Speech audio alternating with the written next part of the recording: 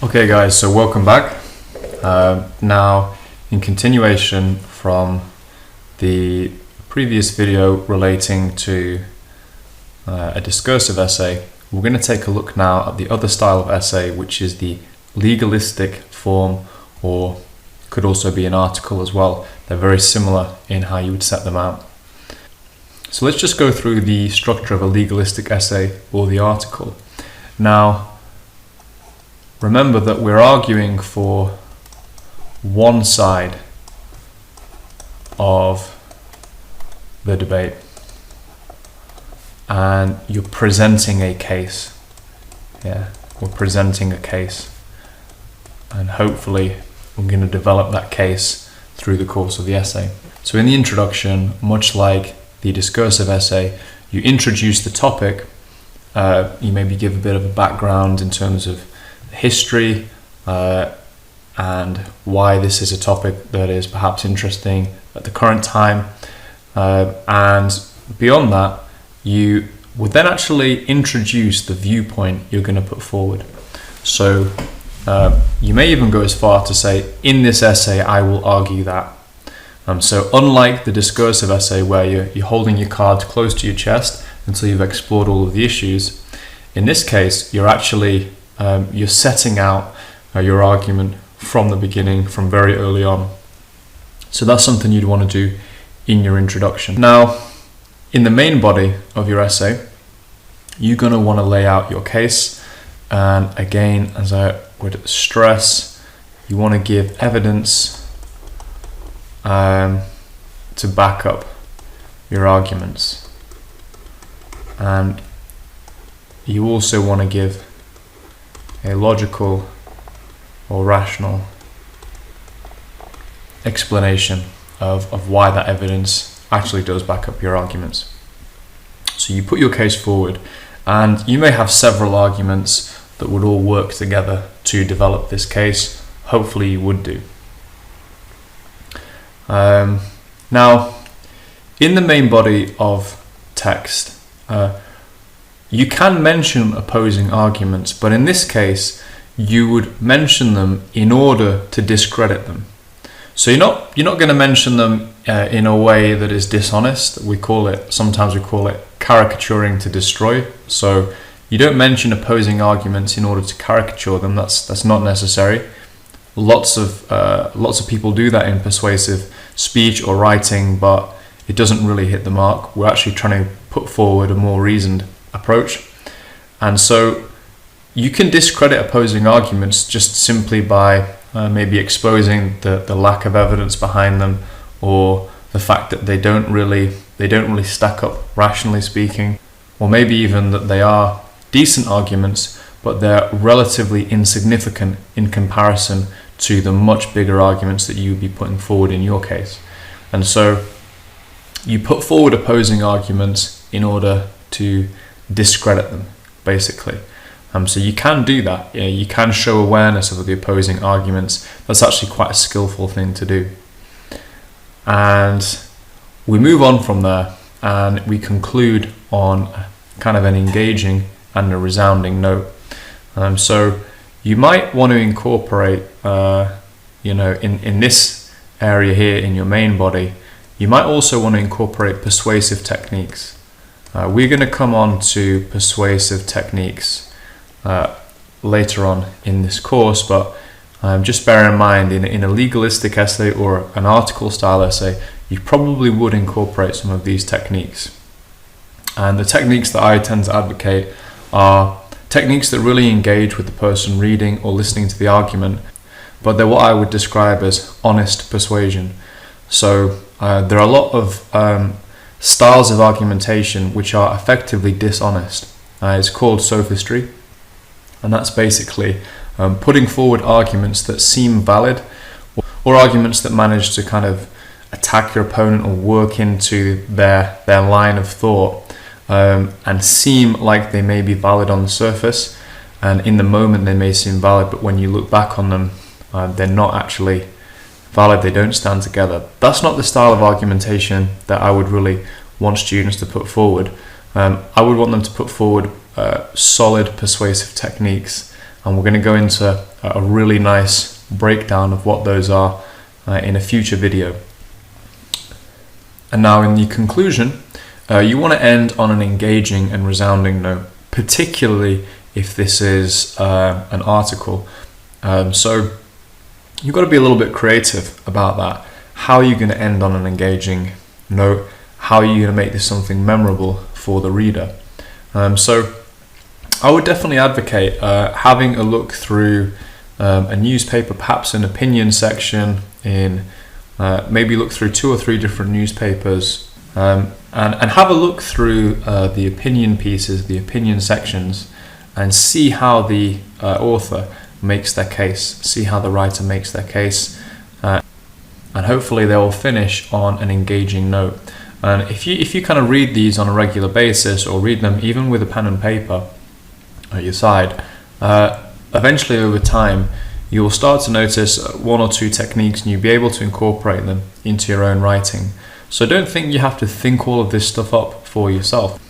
There are already people out there writing every single day, putting forward opinion pieces and so on. So you can go and have a look at their techniques and begin to incorporate some of those into your own writing. That's a real shortcut to improving the level at which you're writing, is go and look at someone who's already doing it at a good level and begin to incorporate their strategies and techniques. Okay, so that's the format of the legalistic essay or the article. Next up, we are going to take a look at basically a practice task. Okay, so again, we've got 4 different columns here, and we're going to just go through them one by one and put a few ideas down in each one. So the task here is related to this statement: homework has no value. Some students get it done for them, some don't do it at all. Students should be relaxing in their free time. Write an article for a broadsheet newspaper in which you explain your point of view on this statement. Okay, so this term here, broadsheet, basically means a quote-unquote serious newspaper. It's not a tabloid newspaper. A broadsheet, the reason they were called broadsheets is because historically they were very big publications with these broad sheets, literally. So you'd see like people in train stations, behind their newspaper. They've all actually resized now into much smaller, kind of an A4 or an A3 type size, and also many of them have obviously gone online as well. In fact, I think all of them have gone online as well. Okay, so this is more of a serious newspaper. You're trying to put forward your arguments in a persuasive way, but also in a way that's definitely backed up with facts and statistics and so on. So let's go through this, and we'll go through section by section. So in your introduction, just pause the video and have a think about what you would put in your introduction to this essay, this legalistic style essay or an article. Okay, so in our introduction, let's bear in mind that we have to write an article here, and it's for a newspaper. Just have a think about what you would put in your introduction there. Okay, so 1 or 2 ideas for this introduction. We could say this is a perennial issue. Perennial means kind of ever-lasting issue. This seems to be a question that's been going on and on and on. How much homework should students get? What should students be doing in their free time? And how is it, what is the right way to allow young people to develop so they have the ability to develop themselves mentally, but also are able to develop themselves in many other ways as well. So this is a really kind of a perennial question. And well, in the intro, we might discuss maybe the current situation as well. We might mention that. What is the current situation? You'll know from your school experience how much homework you tend to get. That actually varies a lot between different students and different institutions. Some students, I notice, barely get homework before year 10, year 11. Other students, they've been used to doing at least an hour per night from pretty much from the beginning of secondary school. So this is something to have a quick think about. And also, you're going to put forward, at least you're going to begin your argument. You're going to begin your argument here.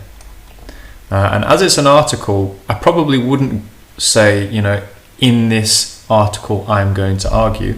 You just actually put forward your argument. In an essay, it's slightly different. You would go ahead and say, in this essay, I will argue. But this is an article, so we're trying to kind of engage with a reader, the reader of a broadsheet newspaper.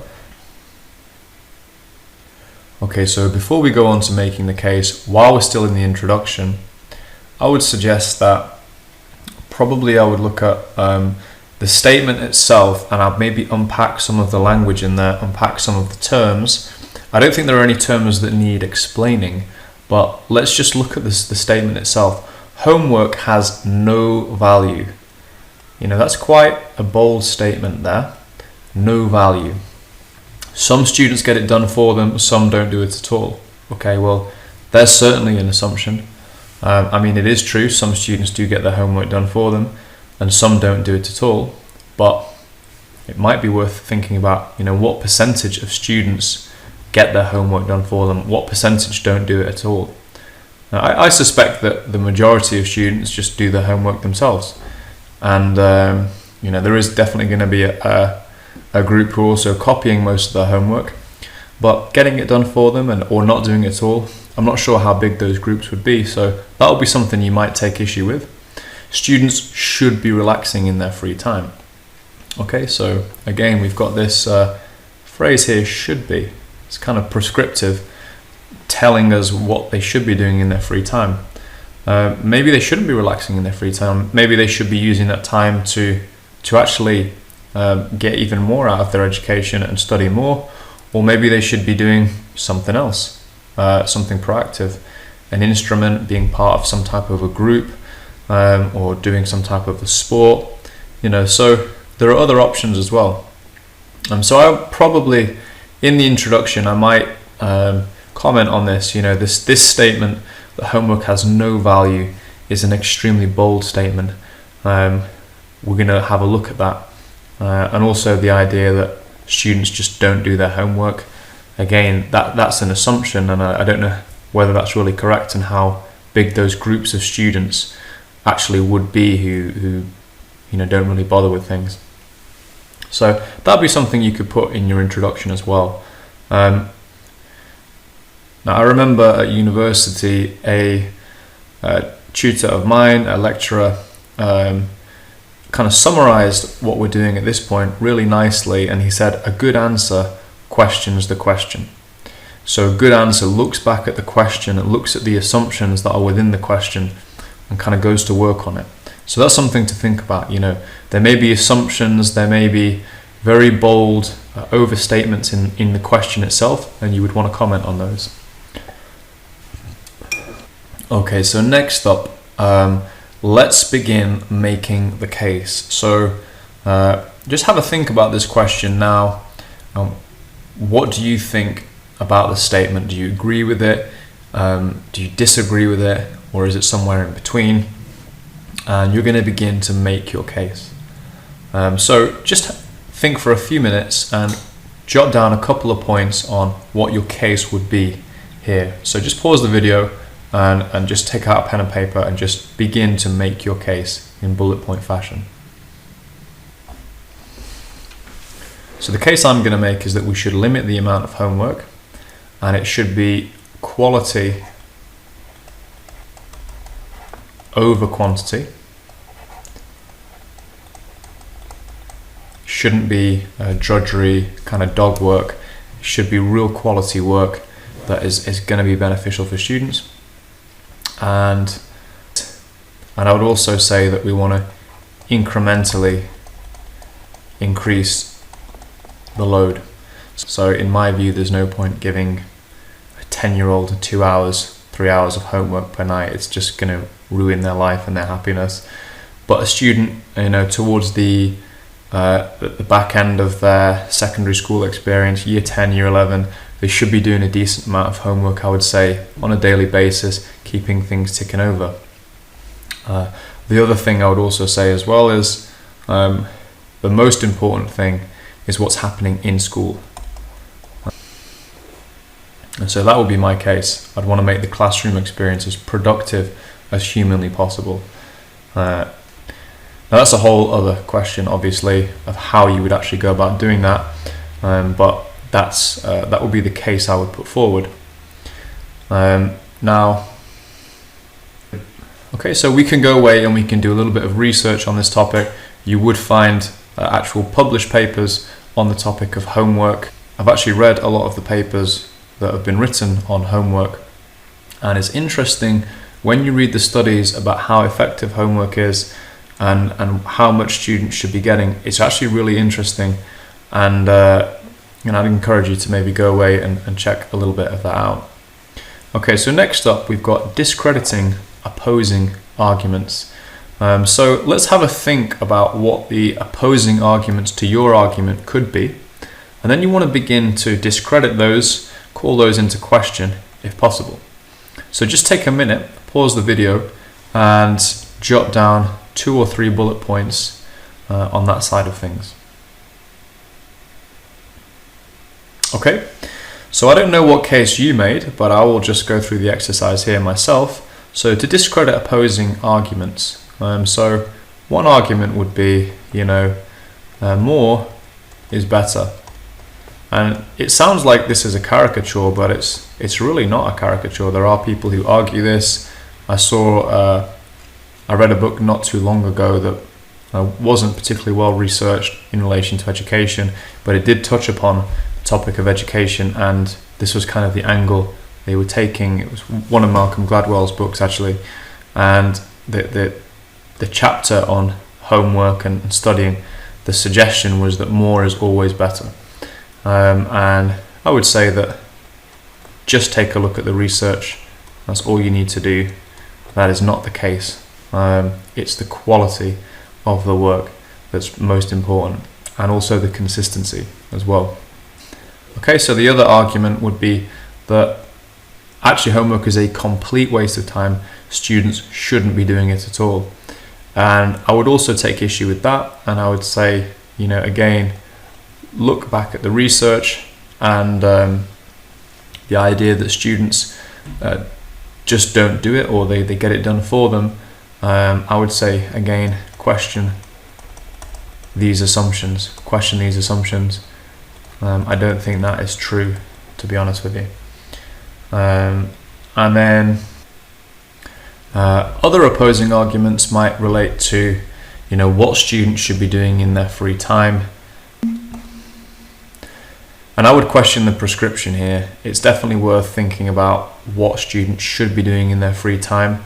But the word free means it's for students to decide, for individuals to decide, for families to decide. So I would say it's almost a contradiction in terms to have free time that is completely occupied by another activity or by homework. So I would probably look into that a little bit as well. Okay, so in the conclusion, I would probably maybe incorporate a short anecdote from either my own experiences as a student or as a tutor, to maybe just as a final kind of word on this issue. So I perhaps also might look into the future and ask, at what point are we going to start to incorporate more of this research into the actual practice of teaching and what we're doing with students? And I'd also probably zoom out and have a look at the whole picture and say, how is school going to change over the next 10, 20, 30 years? The current system was designed around about 100 years ago. The world has changed completely unrecognizably in that interim. So how is the school system going to respond to that? How are things going to change? And there are a lot of changes actually happening at different levels. They're not happening uniformly, but it's just going to be really interesting to see how all of that plays out. So I'll probably comment on that as well. So in this practice exercise, you can obviously go away, look things up, get some information, do Google searches and find some studies and so on. But in the exam proper, you may face a situation where you don't know so much about the issue. That shouldn't be the case, because typically they choose issues that students would just naturally know something about. But let's assume you got a really difficult topic you didn't know too much about. At that point, you've got to just really do your best to construct rational arguments. And it's okay, in actual fact, for the purposes of this exercise, you can actually make up, a little bit of evidence or a study here or there for the purposes of this exam. Now, generally speaking, I wouldn't advocate doing that at all. I would say it's a terrible idea to make up evidence. It's the opposite of what you should be doing. But just for the purposes of this exam and this exercise, this is an exercise in constructing an article, in putting forward arguments. Okay, so you're not expected to have, a Wikipedia-like knowledge of everything in order to sit this paper. So it's okay if you do, make up one or two things as well when you're in the exam. However, obviously, if you do have a chance to prepare something for a piece of work, obviously you want to go and do some actual research so that what you're putting forward does have some validity. So some people ask me about that, what if I don't know anything about the topic? Well, you basically do your best, you construct rational arguments, and you can also, essentially just invent little pieces of research or invent some quotations. You can take a bit of license for the purposes of this exam, that's fine. Okay, so the next thing I want you to do is to go away with your plan and put a 45-minute timer on and have a go at writing this essay out in full.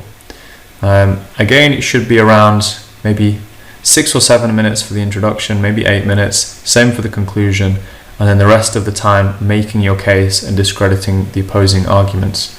So it is important that you do this under timed conditions. You don't want to be spending forever on these essays. You want to begin to get used to just doing them under a good kind of time constraint. So have a go at that, and then obviously when you have the opportunity, and do try and get some feedback on it, preferably from a teacher or a tutor.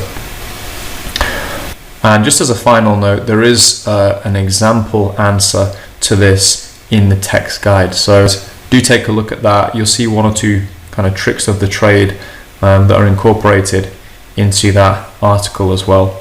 So we've covered both essay styles, and we're going to move on in the next video. So I hope that was something that was useful for you, and I will see you again shortly.